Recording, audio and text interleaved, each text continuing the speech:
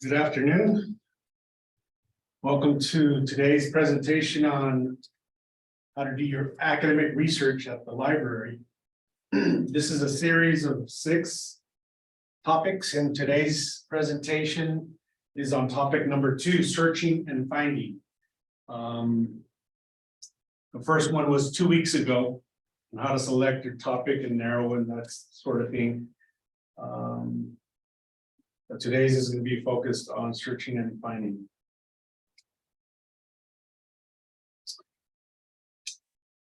So I just want to start by mentioning this website. This lists all the library's presentations that we've done throughout the time. And you can see there on the left-hand side the tabs that indicate the years and, of course, each title. So just a reminder that all our presentations are recorded and saved on this website.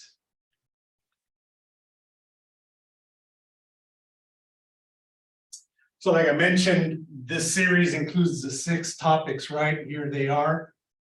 Getting ready was the first one 2 weeks ago, and today's is searching and finding. But just so you know where we're going with this, the next 4 will cover those topics. Approximately 3 and 4 are next month in October. I don't have my exact dates. And then 5 and 6 by November.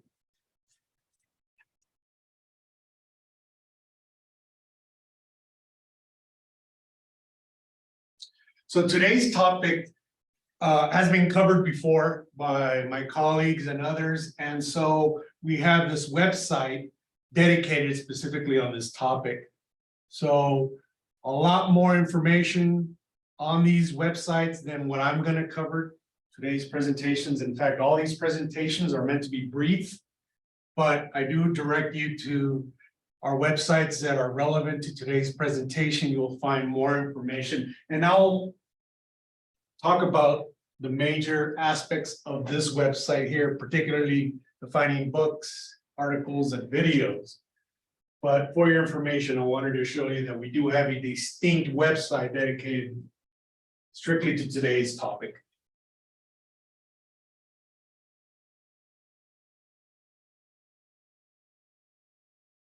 One thing there's a couple things I wanted to explain. And the first one being format. I notice many students sometimes get confused between formats, right? So a student may come for help asking and stating they need a book.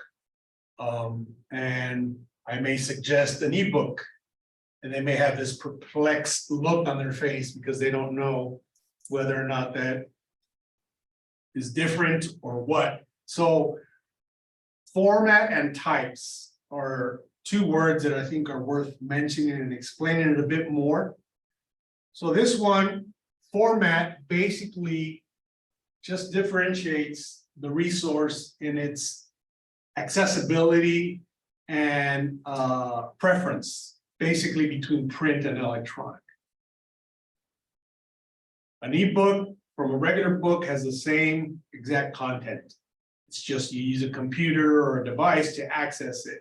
So I thought mentioning this and being clear about it is important, right? So students should be mindful of the instructions they receive from their instructor as to if they mention format. I haven't seen many instructors prohibit ebooks, but I have seen some prohibit websites. That's different. The format, though, is something to be mindful of. The other vocabulary term that I think needs clarification is type. This one indicates more of a differentiation between resources. So what type of resources do you need is a common question we ask in the library to our students. And so what we mean by that is, again, what is your instructor requiring you?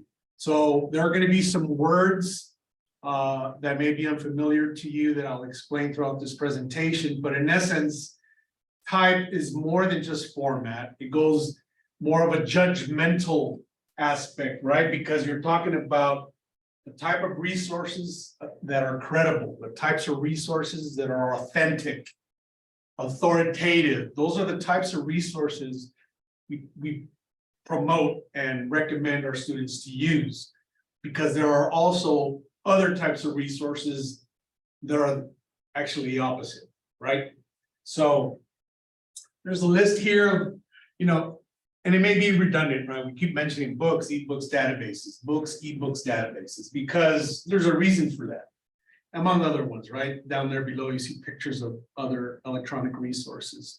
That's why we recommend going to the library, so that we can help you understand the requirements and maybe explain some of these things so that the student has a better idea as to what we've already talked about. Topic that was 2 weeks ago. Now we're talking about, okay, what kind of sources can you access, should you look for, are better for you. Okay, so type and format are a differentiation that should be noted. So here it is, right? Instead of books, ebooks, and data and articles, it's actually the resources for those materials. On the right-hand side, you have a picture of the catalog. That's what the catalog now is, very powerful and actually searches across most of our resources, but that's a different class. In short, the catalog is what you would use to locate what books and ebooks we have in the collection or available to you to use. So we can help you do that when we are certain that a book is needed, or an advanced search is desired, because I mentioned the catalog now searches across most of, if not all, our electronic resources, so it becomes this federated search. And that's a big word. A lot of students don't know what that means. In essence, that's what it is. It can search across all our resources at once. So it's helpful in that regard, but the amount of hits one gets can be overwhelming and confusing. So that's why I say that's a different class to explain how to use the catalog properly. But I just wanted to identify that that is a resource that we use to locate materials in the library. This is an example of an electronic book. We have several. They look just like databases. In fact, you access them almost the same way. I talked about authentication last time, but this is an example of an ebook, and then this is an example of a database. And those are the major resources I will explain in today's presentation.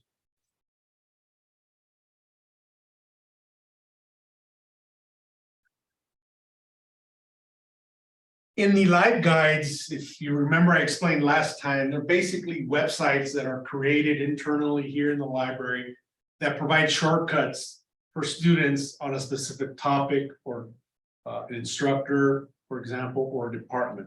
It's a list, it's a website that lists the shortcuts of all the relevant resources for that topic, in short.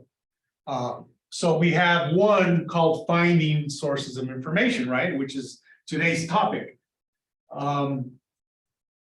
We've presented on this before, so we have a live guide full of information for you to discover. I'm not going to go through all of them. I just wanted to reference them, and specifically the arrows indicates. So in this website, the catalog is embedded there, so one can use the catalog from there, as well as find the ebooks here. There are multiple or other locations as well where one can find these.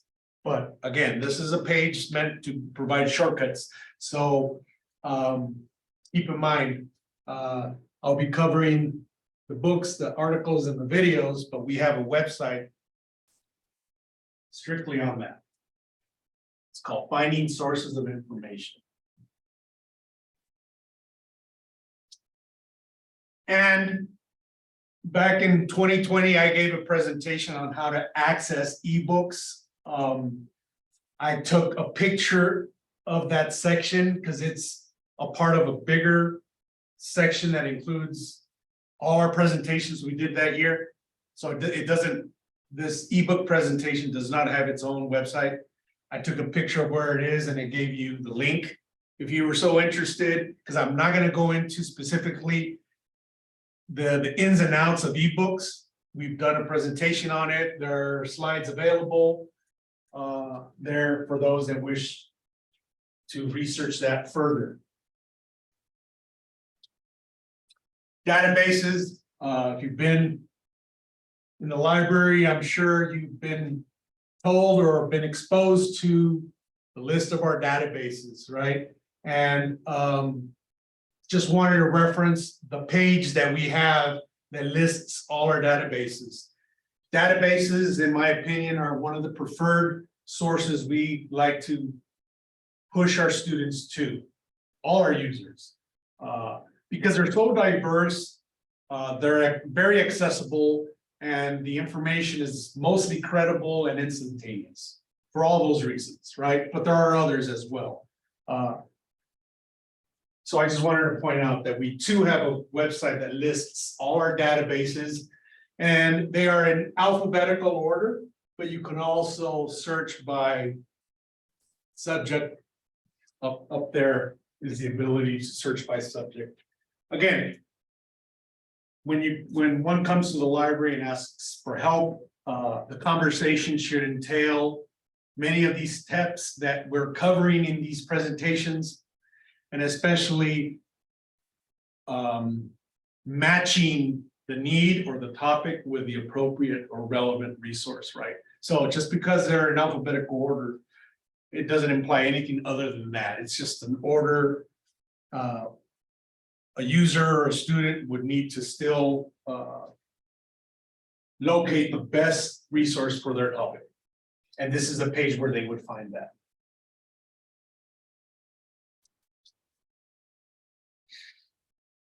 We have our own website on how to use databases. Okay, this presentation is meant to be brief. I can spend way much more time going into just one database. So again, I am referencing you to our website that lists a lot more information than what I'm going to give today on how to use and access to library databases.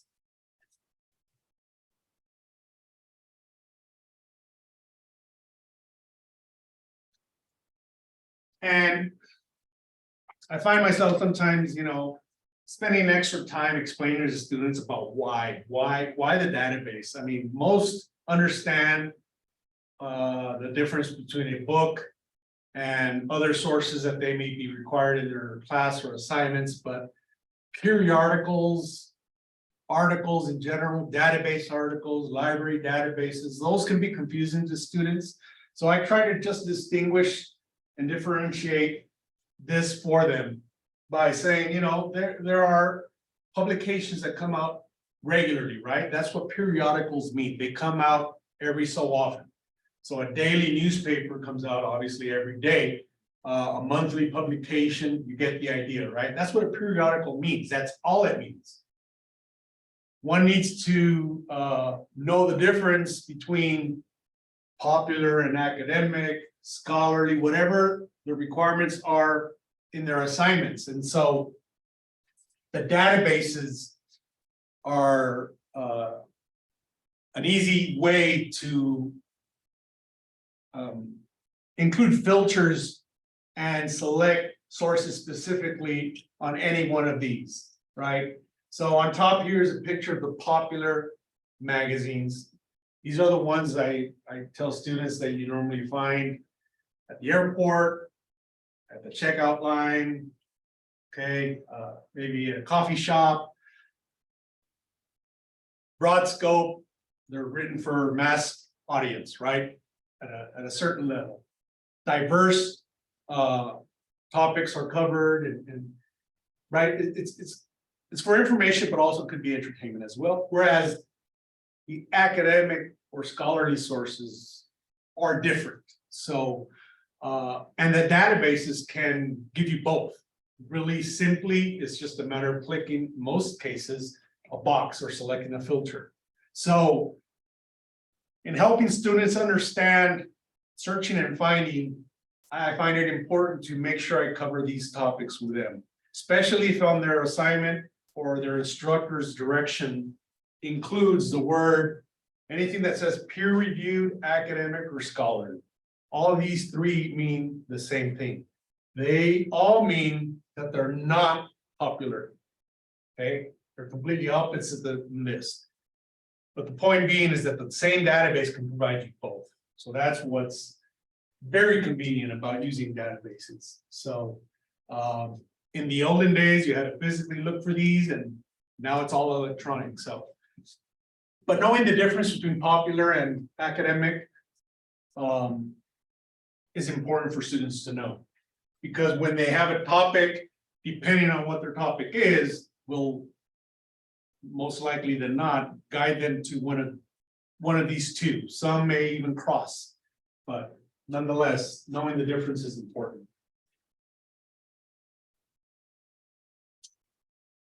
And the third one that was on that one page that I told you about that covered today's topics, finding sources, are videos. So videos are one area that I think are overlooked often. A lot of people, I don't know about today's younger generation, but I know those of my generation, just using videos wasn't considered a regular resource to consult when doing research. But now I think they are, especially these types of videos. We subscribe to very reputable, credible resources and platforms that provide videos that are very instructional. So it's worth noting that we have a section there and we have these video databases, right, that can be used for proper academic research. So again, it's a different format, and obviously it's a different type of resource. It's both, but it can still be useful depending on the topic. So FYI, we have academic video online, allied health, video collection, Canopy, and O'Reilly for higher ed. For databases for videos, academic and fiction videos as well.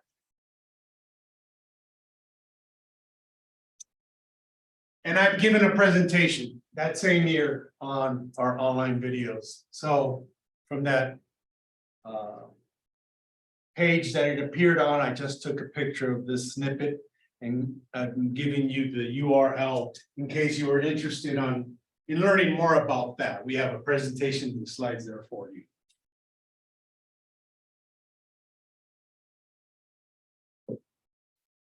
And then the last part is using the web, right? When I help students, I try and say this at the end as the last resort, because many I know are used to, if not tempted, to go straight to the internet for all their research needs.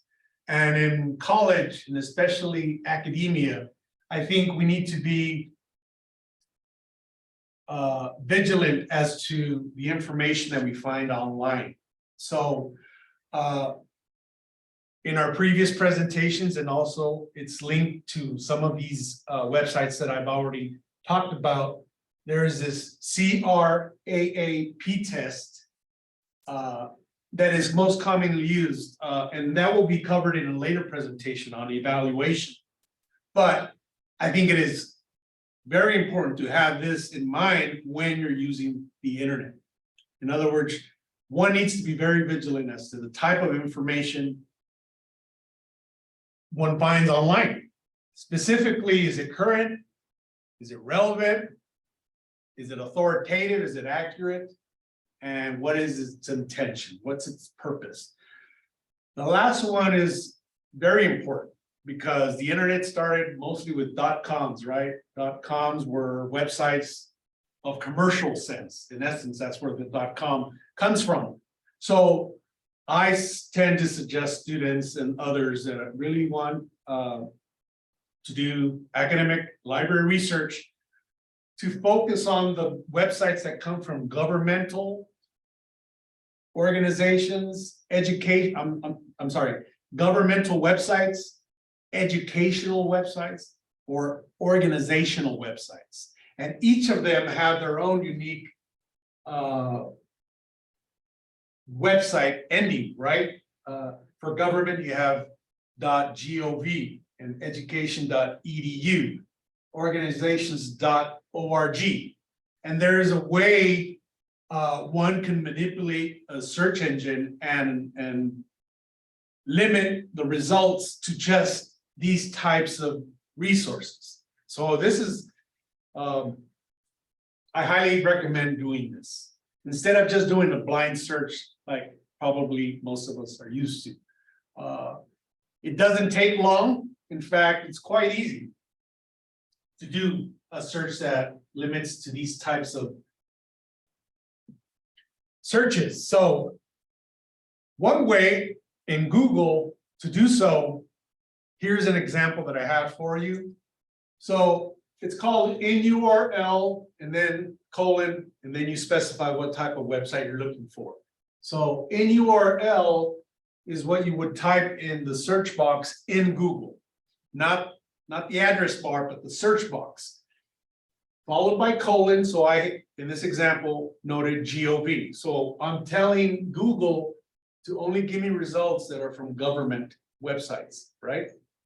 And as you see in the picture here on the right, all the resources come from governmental website.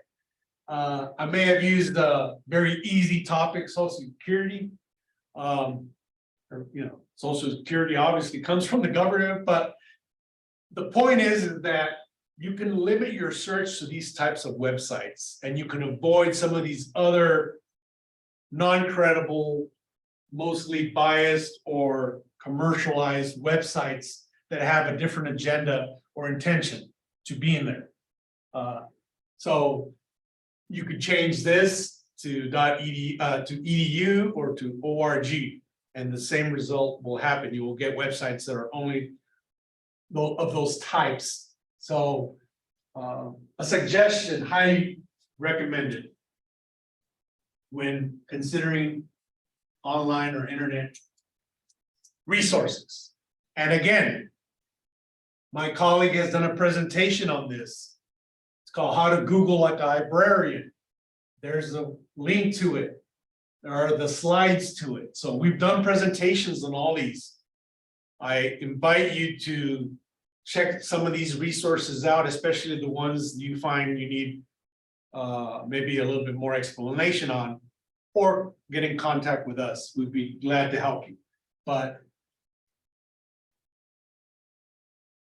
I'm not very familiar with the other browsers in terms of searching. Google tends to be my preference, and maybe some of you's, but the point here being is that if you're allowed to use internet websites, be very mindful, right? And so the reason why I save this to the end is because I'm hoping that many of the skills, words, phrases, techniques that the student may have learned and practiced in searching the catalog, the ebooks, and the databases will transfer when they finally decide to when they use the internet.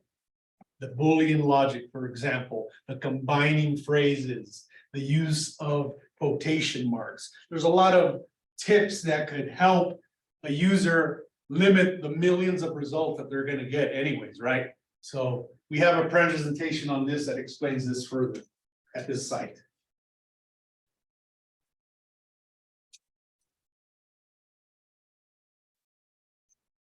And I just wanted, again, to highlight the website that covers today's presentations.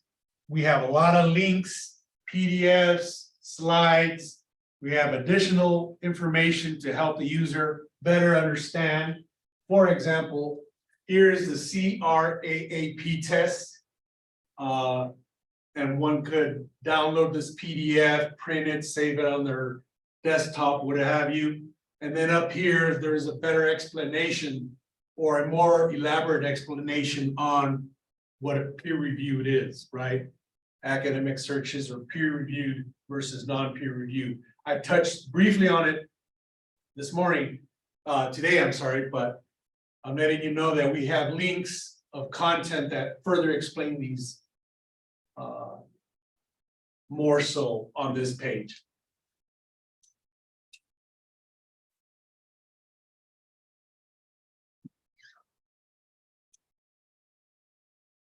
If I confuse you or you still have doubts, I think the most important thing to remember and to know is that everything that I showed you today originates or comes from the library's homepage. So it would be a good idea to bookmark our URL, and it's right up there.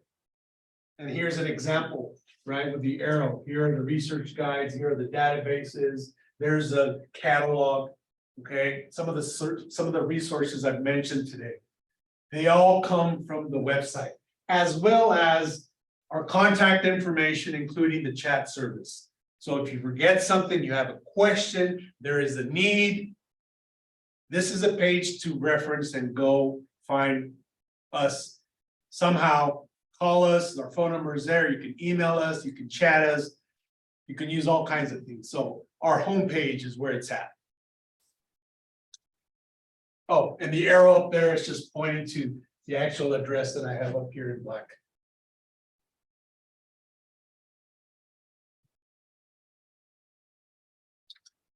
In summary,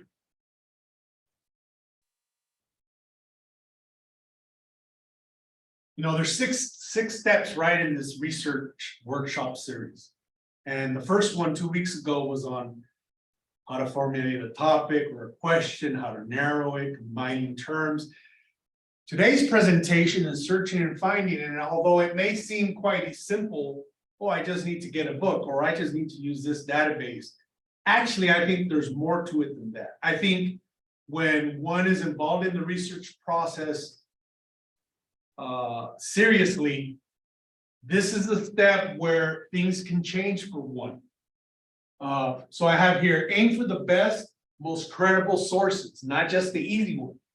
Hence, that's why I say the internet for the end, right? I want to be able to explain to my students all the features that the other sources have.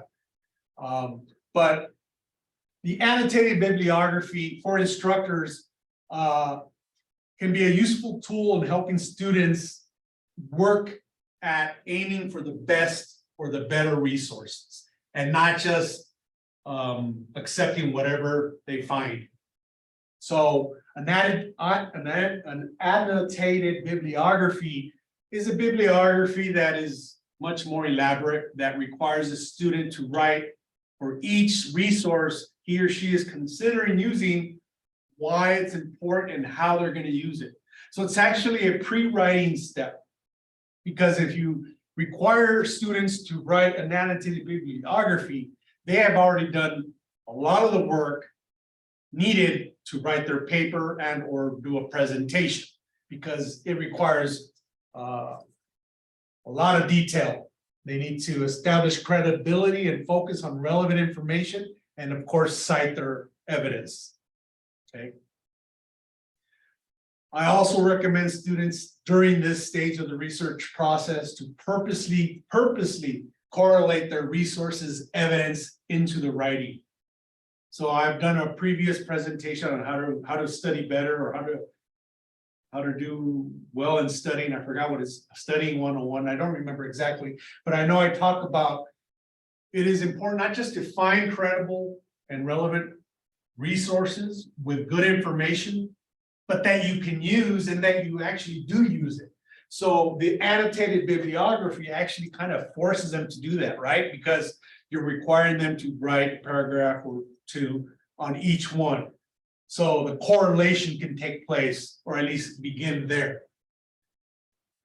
The searching and finding period of the research process is meant to discover new sources that can help or expand or narrow topics, as well as brainstorm new ideas or focus. So again, this is why I think this stage is also still very, they're all important, but especially this one, because one can discover as they're searching and finding a new idea, a new focus. So maybe they find something that they didn't think about, and all of a sudden they're excited about it. That's very beneficial. So as students browse, be aware of good exploring and discovering opportunities. So again, taking the time to explore whatever resource you're using during this stage is important. Don't take it for granted.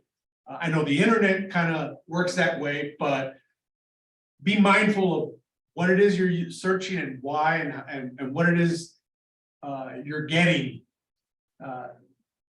Good exploring and opportunities can give you that. And the last part I have here is to have a balance. Strive for a balance. A well-written research paper, project, presentation is one that provides extensive citations, but also within it has a balance. So if it's a pro or con type of assignment where you got to take a side on a social issue, it makes the student rise above when they have a bibliography that has resources that covers not just obviously their point of view that they're arguing, but the opposing viewpoint. So having and striving for a balance of different perspectives and point of view, I think, is admirable and should be a goal.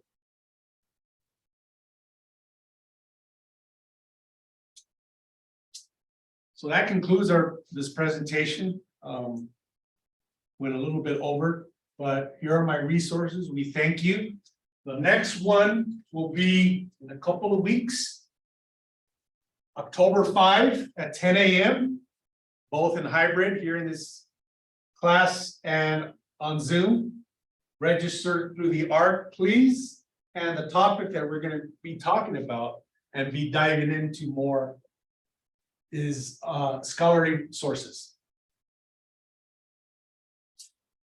Are there any questions? Thank you.